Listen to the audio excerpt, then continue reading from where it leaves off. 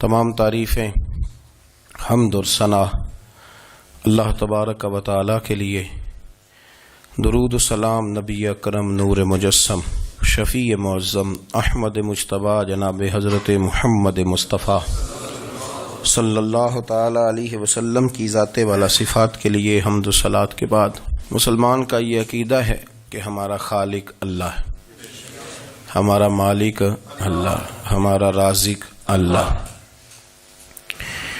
جب یہ ساری چیزیں، ساری عطائیں، ساری نعمتیں اللہ کی ہیں تو پھر مسلمان کی ساری توجہ بھی اللہ ہی کی جانب ہونی چاہیے۔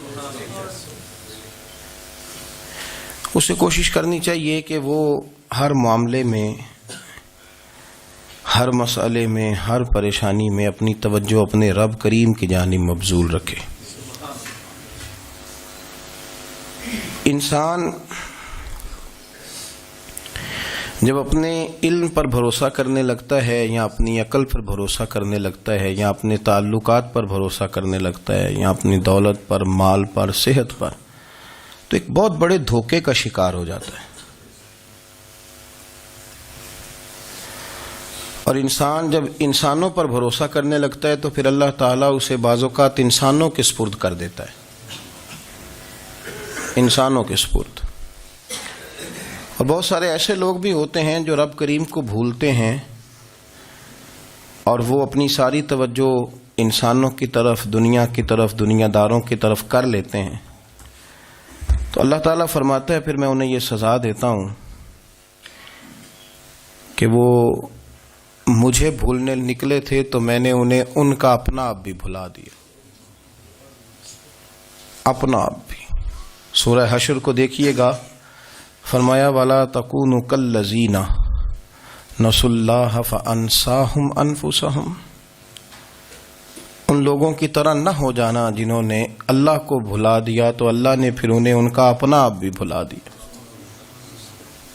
انہیں اپنی بھی ہوش نہیں رہی، وہ ایسے مسائل میں گھر گئے، وہ ایسی آزمائشوں میں الجھ گئے، وہ ایسی دنیا داری کے اندر الجھے کہ انہیں اپنا بھی پتہ نہ چلا۔ اب تو ڈھونڈتا پھرتا ہوں اے اقبال اپنے ہی آپ کو، اب تو ڈھونڈتا پھرتا ہوں اے اقبال اپنے آپ کو، آپ ہی گویا مسافر، آپ ہی منزل ہوں میں۔ جب انسان خدا فراموش ہوتا ہے تو خود فراموش ہو جاتا ہے۔ ہمارا بڑے زمانے سے تکیہ ہے، کبھی امریکہ پر، کبھی یورپ پر، کبھی برطانیہ پر، کبھی مالداروں پر، کبھی اسلحے والوں پر۔ اس کا نقصان یہ ہوا کہ اپنا کوئی وجود نہیں رہا، اپنا کوئی نظریہ نہیں رہا، اپنی کوئی سوچ نہیں رہی۔ ایسے محسوس ہوتا ہے کہ کوئی منشور نہیں، کوئی دستور نہیں، لگام منہ میں ہے اور اس کا سرا کسی کے ہاتھ میں ہے، وہ جدھر چاہتا ہے ہمیں گھما لیتا ہے۔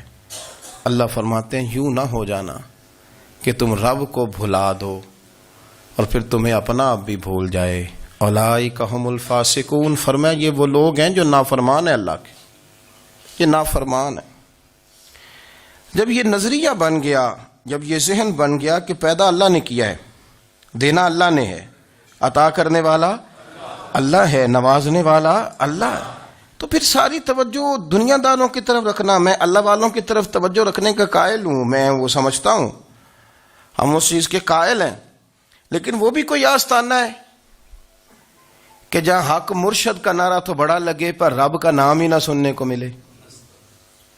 یہ بھی کوئی بات ہوئی کہ جہاں یہ تو نعرہ زور سے لگے کہ جیوے جیوے مرشد جیوے، لیکن استغفار کا درس ہی نہ ملے۔ جہاں ہر وقت یہ بتایا جائے کہ یہاں آ گئے تو بچ گئے، کیسے بچیں گے؟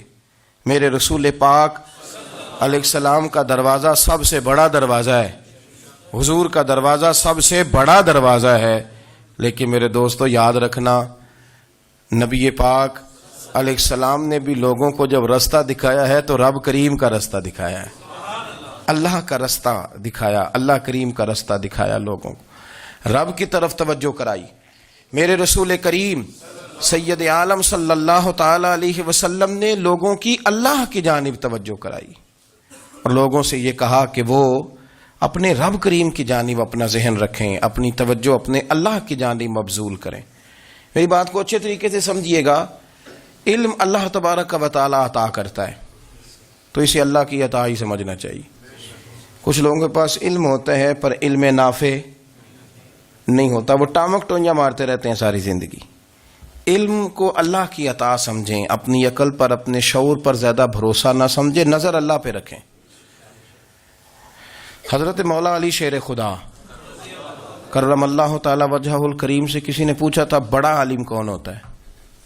ہمارے ہاں تو اب وہ والے عالم پائے جاتے ہیں نا اللہ ماشاءاللہ، جو ممبر پہ بیٹھتے ہیں تو دعوے ہی دعوے، ممبر پہ بیٹھتے ہیں تو دعوے ہی دعوے. اس طرح کے عالم ہمارے ہاں پائے جاتے ہیں، وہ ہر بات میں دعویٰ کرتے ہیں، میں یہ کر دوں گا، میں وہ کر دوں گا. یہ مزاج علماء کا نہیں. حضرت علی المرتضیٰ سے کسی نے پوچھا بڑا عالم کون ہوتا ہے؟ فرمایا بڑا عالم وہ ہوتا ہے کہ جسے مسئلے کا پتہ نہ ہو تو وہ کہہ دے مجھے نہیں پتا، میں پتہ کر کے بتاؤں گا، غلط بات بیان نہ کرے. امام مالک سے کسی نے کوئی مسئلہ پوچھا تو آپ فرمانے لگے مجھے اس سوال کا جواب نہیں آتا،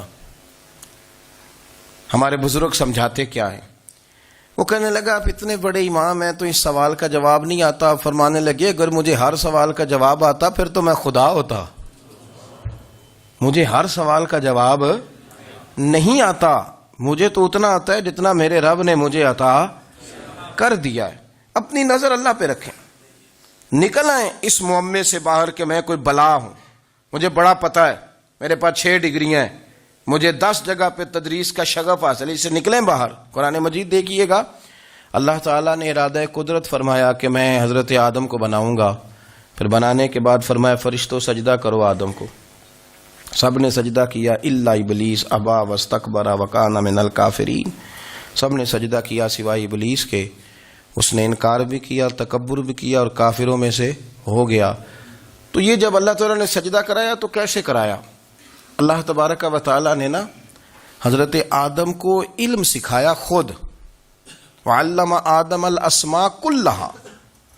خود اللہ فرماتے ہیں کہ میں نے جناب آدم علیہ السلام کو تمام اشیاء کے نام سکھائے، سب اشیاء کے نام سکھائے. تو وہ چیزیں پھر میں نے نا، اللہ فرماتے ہیں میں نے فرشتوں پہ پیش کی، میں نے کہا کہ بتاؤ ان کے نام کیا ہے. تو فرشتوں نے جو جواب دیا وہ سمجھنے والا ہے. اللہ نے چونکہ خود علم سکھایا تھا حضرت آدم کو، جناب آدم سکھایا تھا، لیکن فرشتوں کو نہیں سکھایا تھا. تو اللہ کریم نے فرمایا فرشتوں اب یہ بتاؤ ان چیزوں کے نام کیا ہیں. تو فرشتے کیا کہتے ہیں؟ فرشتے عرض کرتے ہیں قالوا سبحانک لا علم لنا. آپ کبھی یقین کریں اس چیز کی لذت لیں تو مزہ آ جائے. کہا قالوا سبحانک، کہنے لگے تو پاک ہے. قالوا سبحانک، کہنے لگے تو. بھائی آدم علیہ السلام کو نام سکھا لیے، پھر فرشتوں کے سامنے وہ چیزیں پیش کر کے کہا ان چیزوں کے نام بتاؤ. تو فرشتے کیا کہتے ہیں؟ کہتے ہیں قالوا سبحانک، تو پاک ہے، لا علم لنا، ہمارے پاس کوئی علم نہیں، الا ما علمتنا، ہمیں تو اتنا پتہ ہے جتنا تو نے ہمیں سکھا دیا ہے. ہمیں تو اتنا پتہ ہے جتنا تو نے ہمیں، لا علم لنا، ہمارے پاس کوئی علم نہیں ہے، اتنا ہی پتہ ہے جتنا تو نے ہمیں سکھا دیا ہے، اس سے زیادہ ہمارے پاس علم. اور یہ کیوں تو نے ہمیں جتنا سکھایا اتنا پتہ ہے. فرشتے یہ نہیں کہتے یا اللہ تو زیادہ سکھا، آدم کو دیا تو ہمیں بھی دے. یہ نہیں فرمایا، فرمایا انکا انت العلیم الحکیم، اے اللہ تو علم والا بھی ہے اور حکمت والا بھی ہے. تجھے پتہ ہے کس کو کتنا دینا ہے. جتنا تو نے مناسب سمجھا جناب آدم کو دیا، اور جتنا تو نے بہتر سمجھا وہ تو نے ہمیں عطا فرمایا. تو اگر آپ کے پاس علم ہے، کہیں نالج ہے، تو اس کو اللہ کی عطا سمجھیں. ہمارے ہاں بہت سارے لوگ بن کے بیٹھ جاتے ہیں. میں اکثر کہتا ہوں کہ پھر وہ دعوے کرتے ہیں میرے علاقے والے جاہل ہیں، میرے شہر والے جاہل ہیں، میرے خاندان والے پڑھے نہیں. یہ آپ کا دعویٰ ہے، یہ آپ کو خراب کر دے گا. ہم نے بہت سارے ایسے لوگ دیکھے جو بہت بڑے عالم تھے، لیکن اللہ جب لینے پہ آیا تو عقل ہی لے گیا، شعور ہی چلا گیا، حافظے ختم ہو گئے. آپ دیکھتے ہیں بڑھاپے میں کچھ لوگ ایسے ہوتے ہیں کہ جن کو یہ بھی یاد نہیں رہتا کہ میرا نام کیا ہے، میں کہاں ہوں، مجھے کدھر جانا ہے. تو اس وقت سے اللہ کی پناہ مانگیں اور اپنی نظر اپنے رب کریم کی جانب رکھیں، اللہ کی جانب اپنی نظر کو مبذول رکھیں. دوسری بات، علم کے بعد ایک چیز آتی ہے جس کا نام ہے ہدایت، جس کا نام ہے تقوی، جس کا نام ہے پرہیزگاری، جس کا نام ہے عمل، عبادت، ریاضت. یہ بھی اسی وقت ہی نصیب ہوتی ہے جب میرا رب کریم نصیب فرما دیتا ہے۔ ہم نے نا نیکی کا اپنا اپنا سٹیٹس بنا لیا ہے، اپنا اپنا معیار بنا لیا ہے۔ کچھ لوگ کہتے ہیں کہ جناب مسجد میں سیمٹ کا توڑا دینے سے بہتر ہے کسی غریب کو آٹے کا تھیلا دے دو۔ اب اس نے اپنا مزاج بنا لیا نا نیکی کا، اس نے اپنا سٹیٹس بنا لیا ہے۔ میرا یہ سوال ہے کہ نبی پاک صلی اللہ تعالی علیہ وسلم جب مدینہ شریف آئے تھے تو حضور نے سب سے پہلے غریبوں میں آٹا تقسیم کیا تھا کہ سب سے پہلے مسجد بنائی تھی؟ کیا عجیب لوگوں کا رنگ ہے، اپنی مرضی کی ہدایت، اپنی مرضی کا تقوی، اپنی مرضی کا معیار۔ مسجد کوئی بڑا چھوٹا خطیب بھی میری طرح کا ہو نا تو وہ مسجد میں بیٹھ کے جب نبی پاک کی بات کرتا ہے تو کہتا ہے میرے رسول پاک غریبوں کا سہارا بن کے آئے۔ وہ غریبوں کی بات کرتا ہے، مسکینوں کی، لاچاروں کی، کمزوروں کی بات۔ تو مسجد ہی تو وہ ادارہ ہے جہاں سے غریبوں کی بات ہو رہی۔ تو اب لوگوں نے غریب کو اور مسجد کو لڑانا شروع کر دیا، اس کو لڑاؤ کہ مسجد میں پیسے دینے سے بہتر ہے آپ غریب کو آٹے کا تھیلا دے دیں۔ آپ یہ کیوں نہیں کہتے کہ مسجد میں بھی آپ توڑا دیں ایک سیمٹ کا اور ساتھ غریب کو بھی خدمت کریں؟ یہ کیوں نہیں تقویٰ؟ اپنی اپنی مرضی کا مزاج، اپنی اپنی۔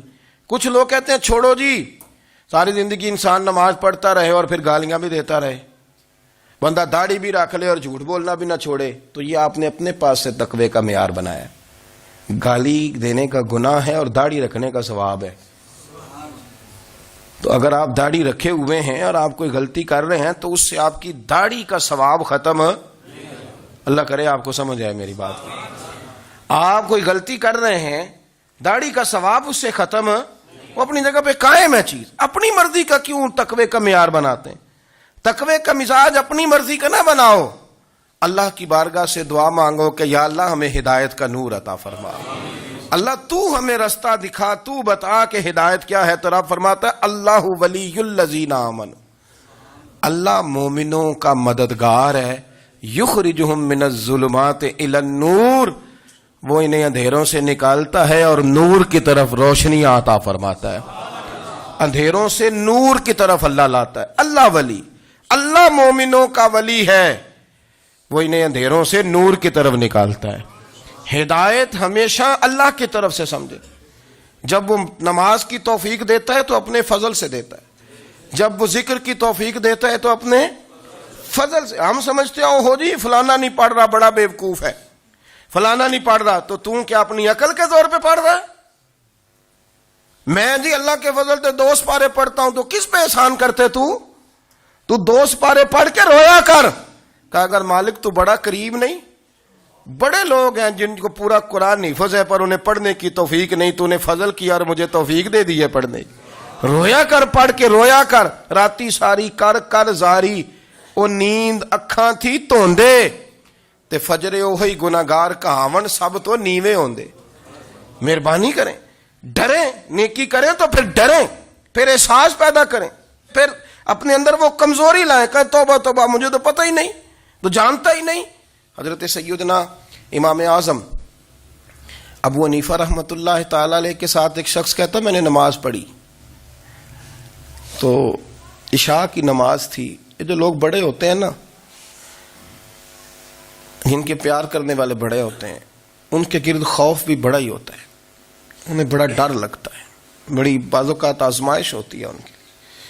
عشاء کی نماز کہتے پڑھی تو امام صاحب نے نا عشاء کی نماز میں تلاوت کی آیتیں فَمَن يَعْمَلْ مِثْقَالَ ذَرَّةٍ خَيْرًا يَرَهُ وَمَن يَعْمَلْ مِثْقَالَ ذَرَّةٍ شَرًّا يَرَهُ، فرمایا جو ذرہ برابر خیر کرے گا وہ بھی قیامت میں دیکھے گا، اور جو ذرہ برابر شر کرے گا وہ بھی قیامت میں اس شر کو دیکھے گا، اس کے سامنے آئے گا۔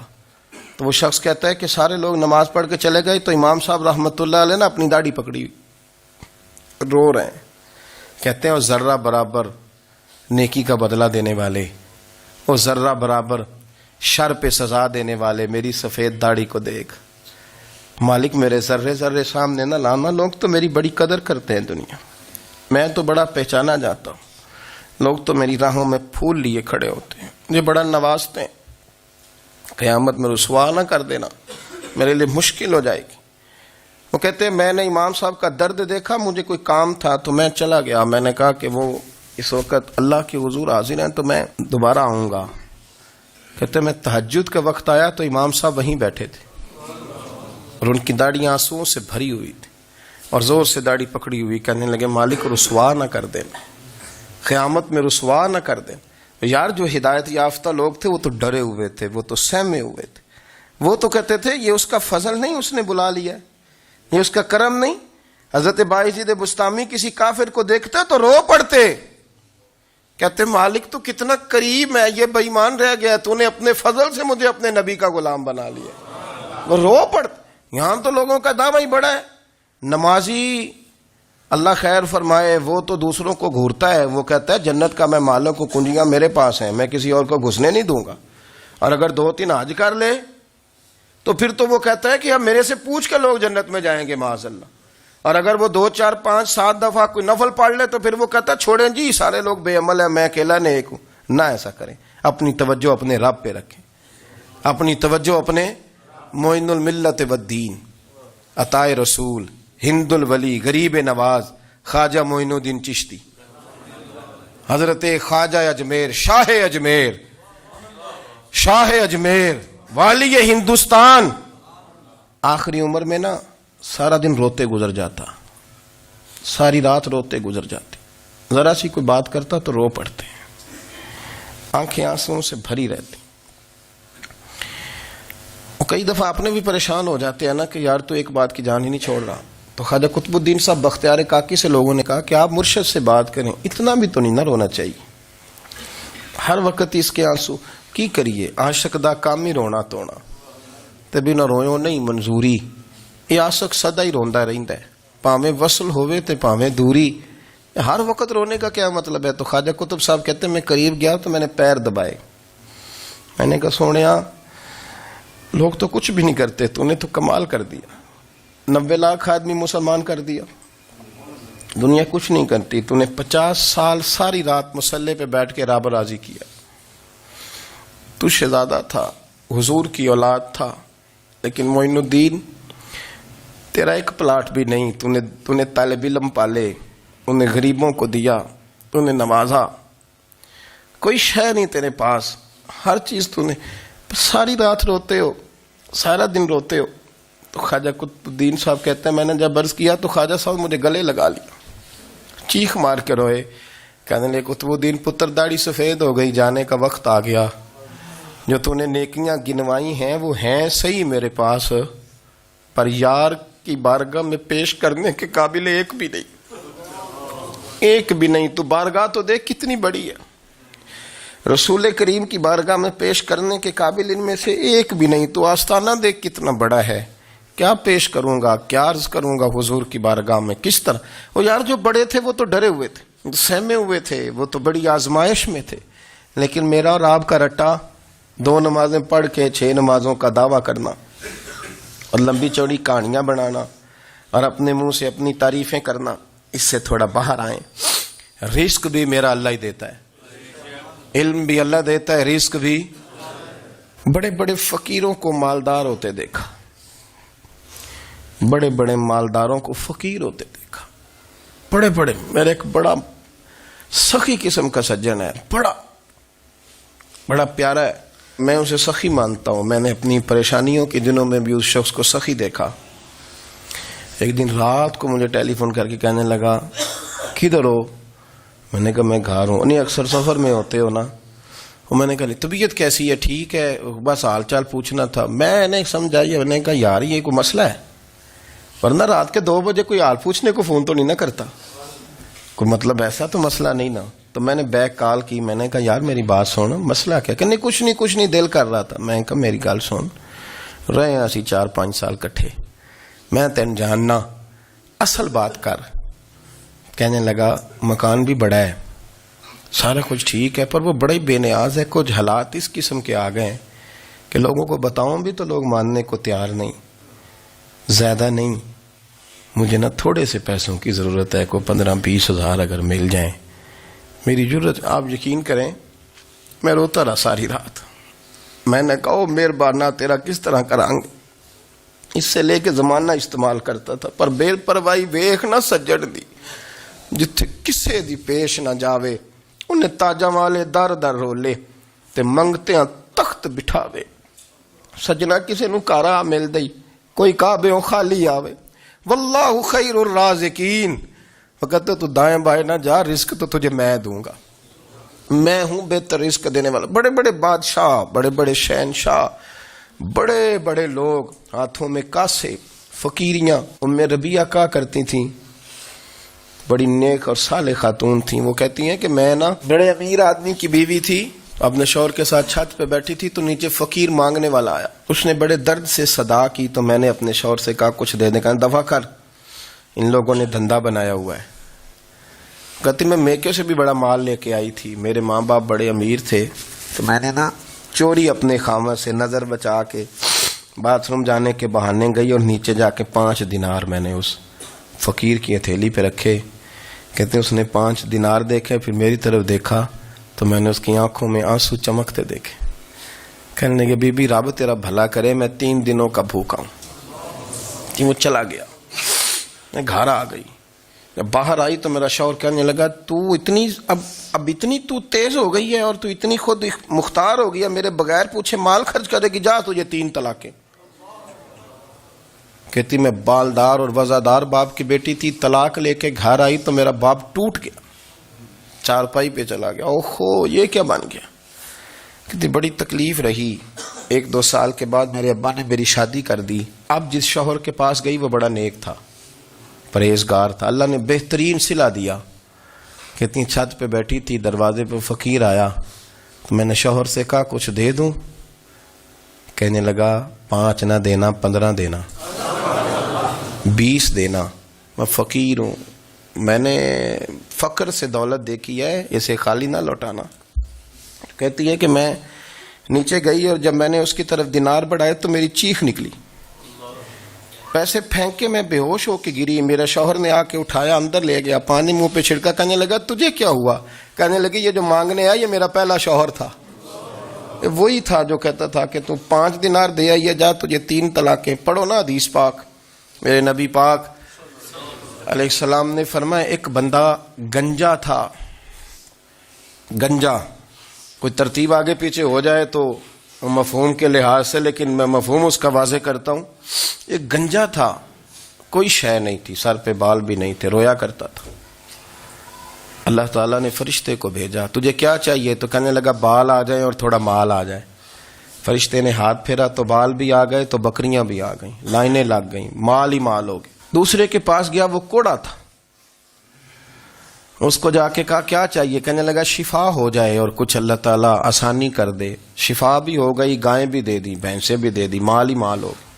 پھر ایک کے پاس گیا، وہ اندھا تھا. تجھے کیا چاہیے؟ اس نے کہا آنکھیں مل جائیں اور کچھ ساتھ اللہ مال دے دے. اونٹ ہی اونٹ ہو گئے.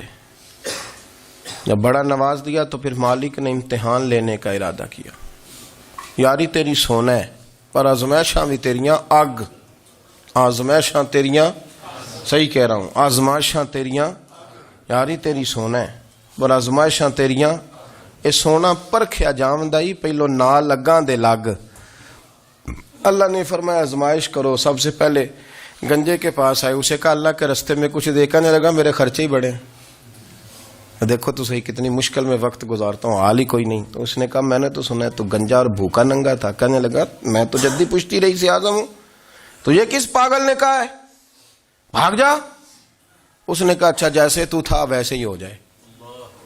کھیت کھلیان اجڑ گئے، پھر سے گنجا ہو گیا. حضور علیہ السلام فرمانے لگے. پھر وہ اس کے پاس گیا جو کوڑا تھا، اسے کہا کچھ دے.